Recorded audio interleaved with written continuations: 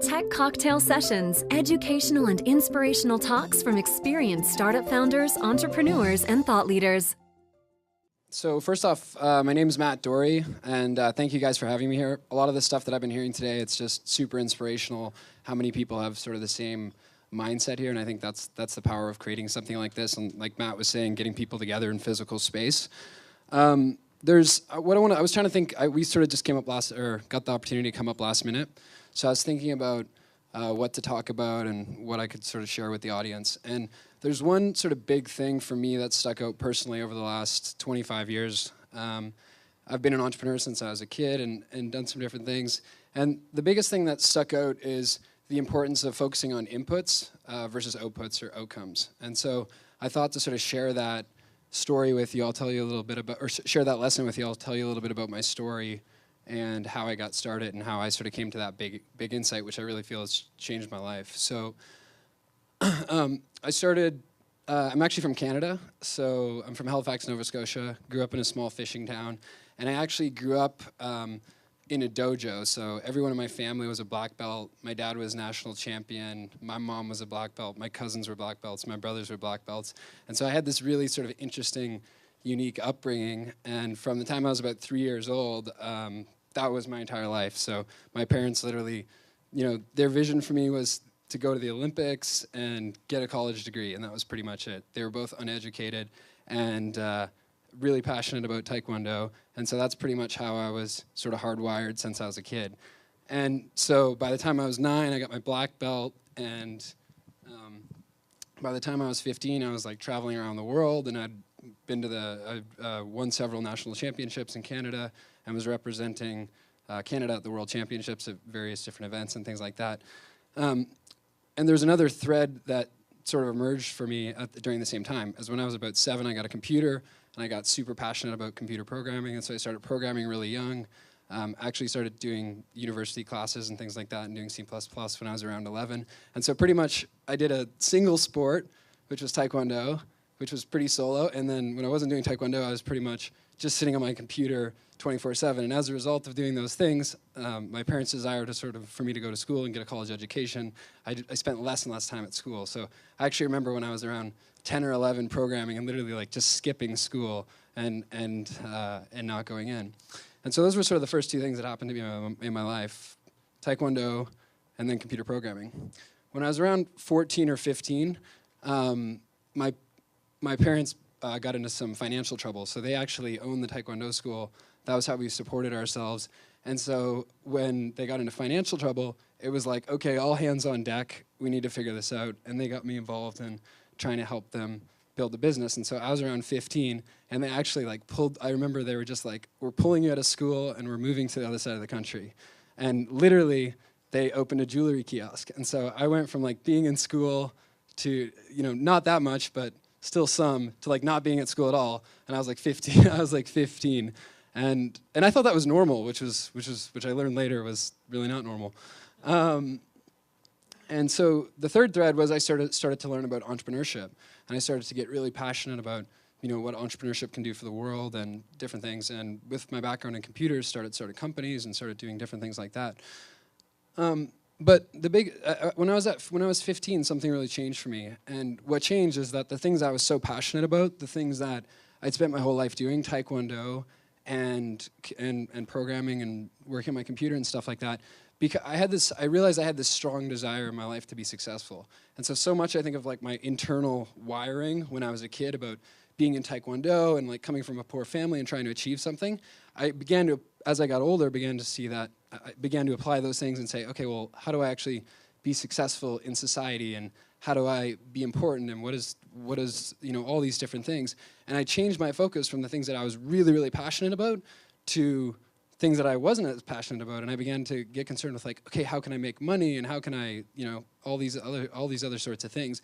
And so over the next 10 years, I started a company, and all the things that I really loved doing and the things that I was super passionate about, by the end of it, I just completely stopped doing.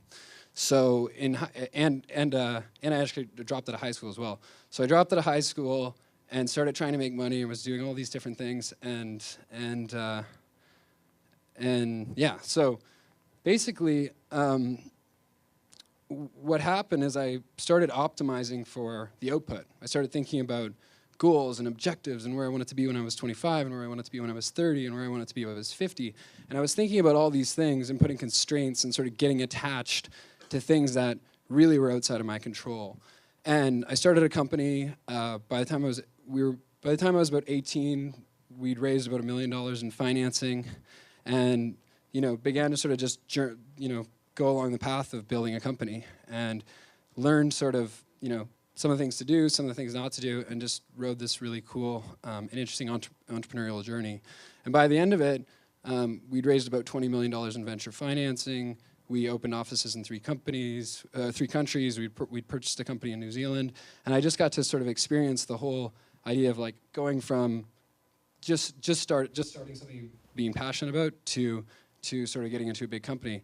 And by the end of it, I really began to realize like I was becoming really unhappy. So the fast pace of the company had slowed down. It was starting to be a little bit more successful. There wasn't as much as like a drive and purpose, and I really began to sort of realize that everything that I wanted to be doing and everything that I was passionate about when I was a kid, I fully had stopped doing. And I got to the point where I couldn't even really go to the office anymore. So I'd wake up in the morning. I would actually, I went from like waking up at like 5:45 and going in and meditating to like not even being able to get in the office by like the early afternoon.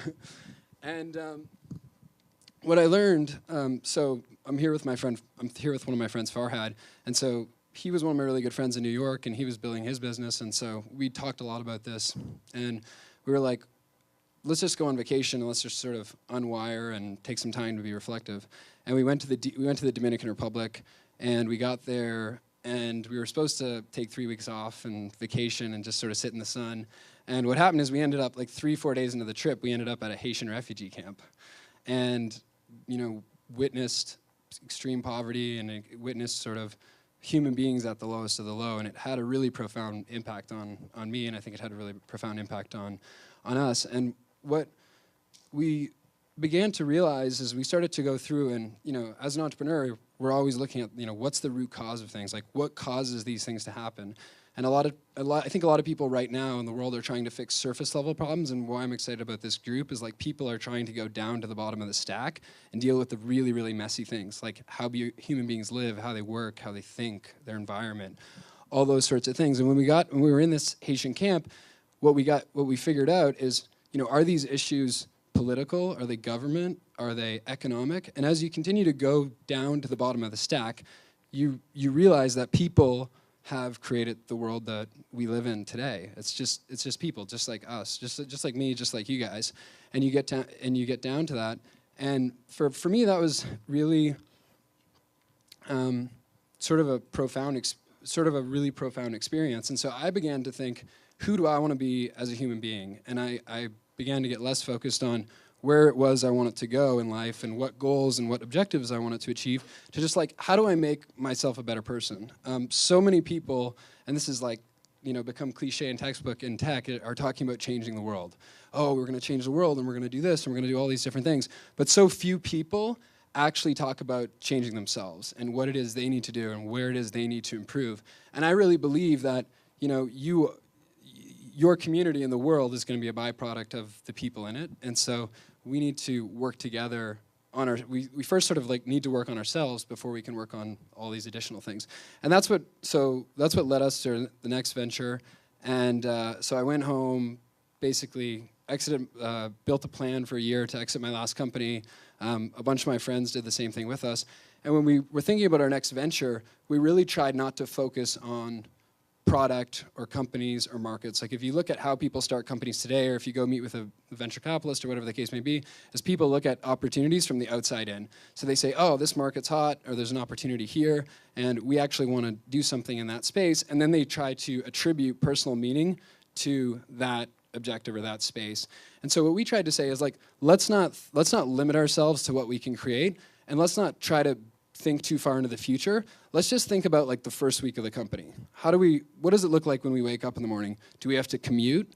I realized that, having thought prior about outputs and about like looking at life in terms of milestones, life isn't actually made up like that at all. Like life is made up of little moments just like this. It's a minute here, it's 30 seconds here, it's a day here. And if you look at it, if you look back at your life, it's not the big milestones you achieve, it's these little, it's how you spend these little units of time. And when you begin to think of like how you spend your time doing things like sleeping, commuting, talking to people, eating. And you begin to realize that those are really the things that make up life, and those are really the things that we should be optimizing for. Because if you can begin to optimize for those things, and if you can begin to get those things right, the outputs will really come as a byproduct of getting those things right. And so how we looked at the company basically was, most people start company first. They say, hey, I want to be an entrepreneur. And then after that, they say, we need a product. And then after they get a product, they need people to build that product. And then they need an environment to put those people in. And then culture sort of just pops out as a byproduct. So your culture ends up, a lot of times for a lot of companies, culture, the most important part, ends up becoming a byproduct of something like a product decision, which actually isn't that important if you're looking at building something long term. And so what we try to do is say, let's really, really define our culture before we think about anything that we're going to do. What are we doing it? What are we doing it for? Why are we doing it? And then let's have that culture actually embodied in physical space. So it's easy for people to touch and feel. When people come over, if we believe in nutrition, let's actually have private chefs and let's serve healthy meals and make sure that every value that we build in the culture, there's a physical, for every cultural value we have, there's an operational routine or practice in the company. And there's a one-to-one relationship on those things. And then if we get the environment right, maybe that will attract the people. Maybe if we build this place and we put it out there, that will attract the right people. And if we attract the right people, they'll build the right products, and the right products will create the right companies. And so that's been our approach, and we're building an innovation colony in San Francisco. We've got about 40,000 square feet of some of the best live work real estate in San Francisco. We just purchased a small hotel, and our vision is to open up colonies like this where people can come together in these environments all over the world. And that's why we're here, is definitely looking at this ecosystem and seeing if this is a place for our next colony. So that's my story. That's the big learning I have. So the takeaway would be, when you're thinking about your objectives for 2013 or your goals over the next 5 years, think about the inputs, think about the small things, and the things that cause the outputs, not the outputs themselves. The outputs will happen, and maybe they'll be better than you ever imagined them to be.